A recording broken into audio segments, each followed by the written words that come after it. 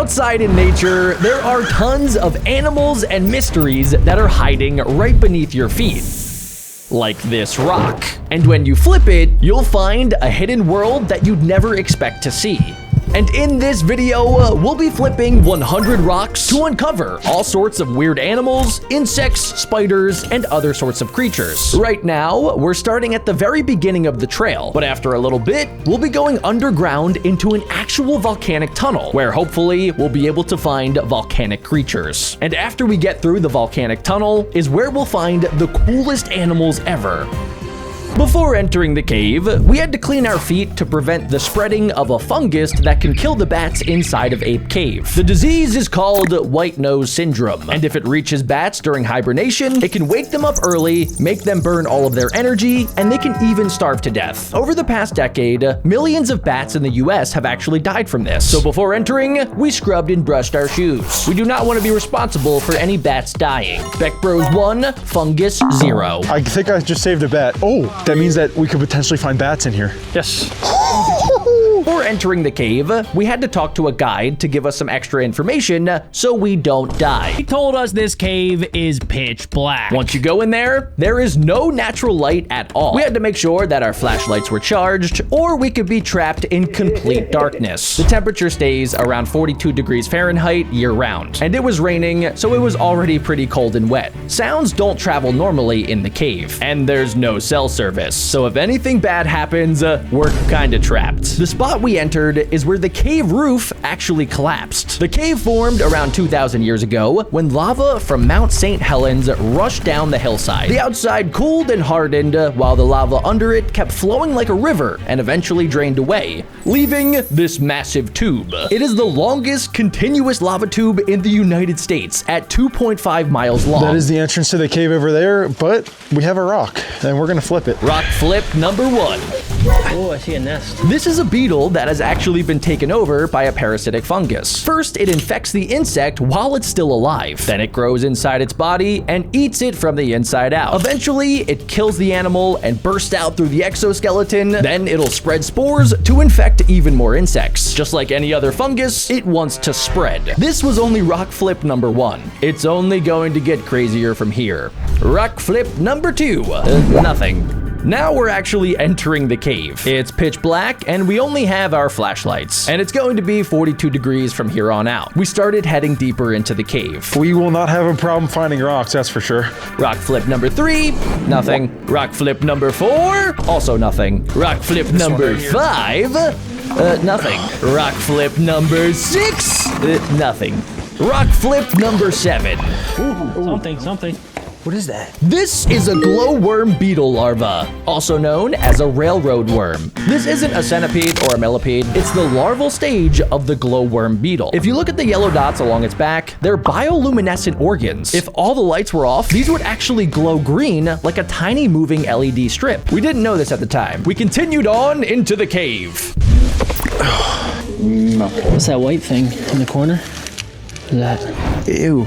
We thought this was a worm, but that's actually not a worm. That is mycelium, the living root network of a giant fungus. It spreads underground, breaking down anything that dies in the cave. Basically, this cave recycles life by growing death into new life. The world is crazy. Mycelium can form networks that are miles long and detect nutrients and actually move towards them. It's literally the cave's digestive system. The cave's living web is everywhere beneath us.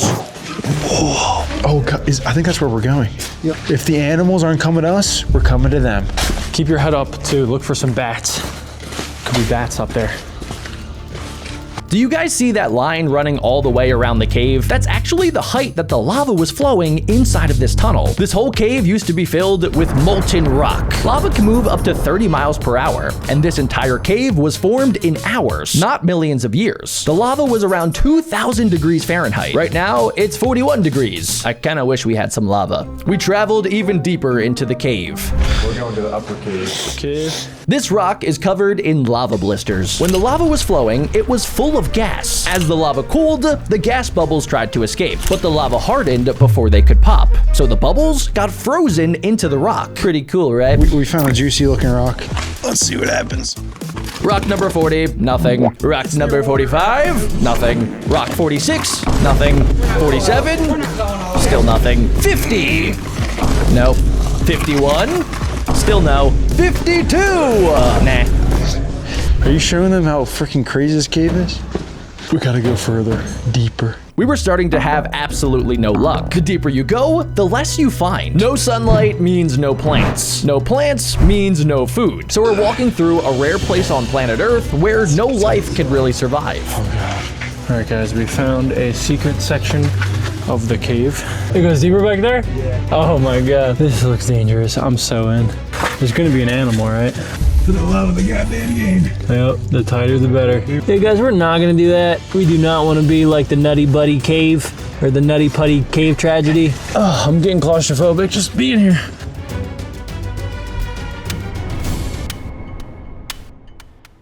All right, I found a pretty juicy rock. I'm having high hopes for this. It's in a good spot too, in between these other two rocks.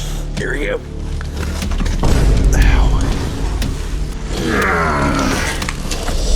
What are those things in the corner?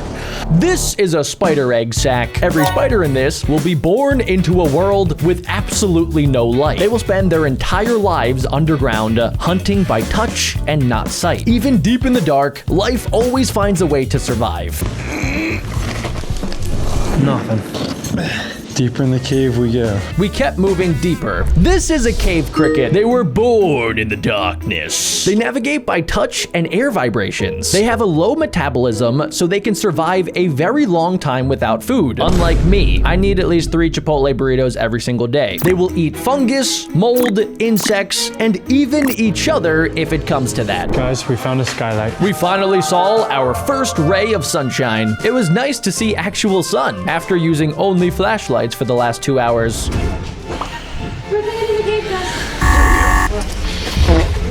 Come on, Alec, come on, give us money. Give us money.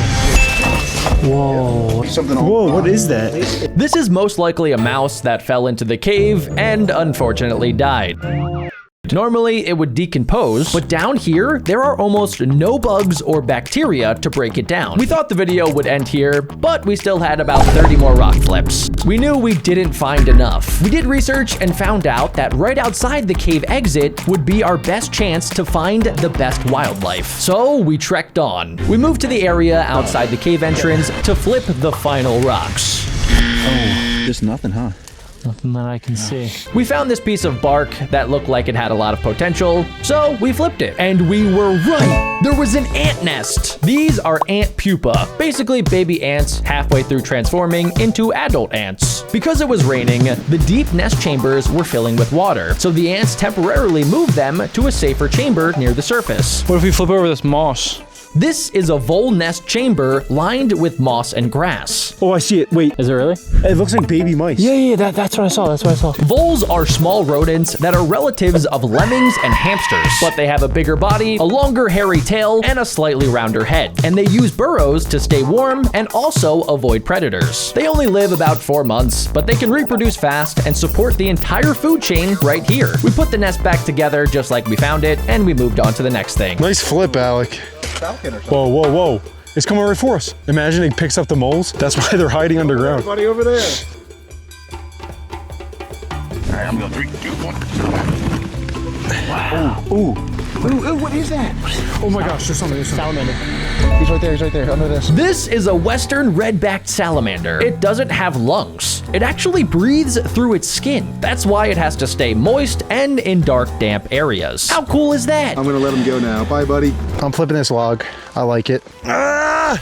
There's some cobwebs down there. Hey, little guy.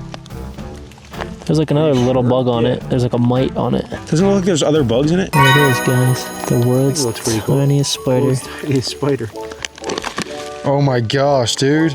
That's Crazy, Alec. that's a warrior ant right there. Yeah, warrior ant. These are the workers scrambling to get the larva. Spider, wait. Right there, see it? Oh, wow. This female wolf spider is carrying an egg sac. When the babies hatch, they climb onto her back and actually ride around. Sounds kind of fun if she wasn't a spawn of devil spider. This is a cave cobweb spider. These are common near cave entrances. It's very camouflaged. Here we go. 3, 2, 1. Here we go. Here's another big one. Sneaky one. Whoa, that made a cool noise. Get in there, get in there. This is the larva of a ground beetle. They are active predators and hunt insects, slug eggs, and even caterpillars. The yellow spots warn that they actually taste pretty bad. When they grow up, they become shiny black beetles. All right, guys, we found a miniature cave. It doesn't connect to the other cave from earlier, so we're hoping that there's actually some animals in here. We're going in. Oh, we got a third.